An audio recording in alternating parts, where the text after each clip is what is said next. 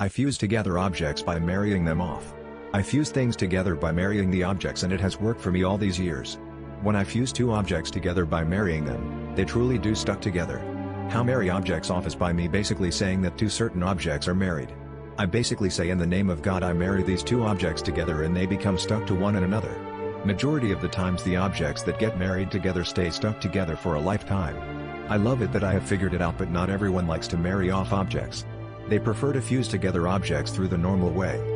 Anyhow, just like all marriages can have problems. So when I fuse together two objects through use of marriage, small percentages of marriages can have problems, and the two objects aren't properly fused together if their marriage has problems.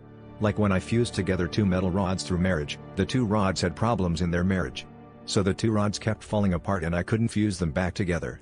I tried marrying off three objects together in one marriage, and that always fails.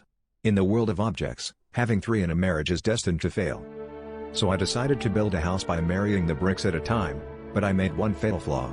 I intended to marry two bricks at a time, and when I was laying down two married bricks at a time, I had to marry two married bricks with other married bricks, and the math was all over the place. I thought I had the house well built until I started seeing cracks in the bricks and parts of the walls were wobbling. I tried giving counseling to the married bricks, but I had essentially married thousands of bricks into one marriage. That wasn't the main worry for me, and a guy I had abducted and put into my cellar, I made his arm marry a wall in the ceiling. So there was no need go tie him up. Then, because the marriage was really bad between the wall and the ceiling and the guy's arm, the guy was able to break away and escape. I was terrified and I couldn't find him anymore.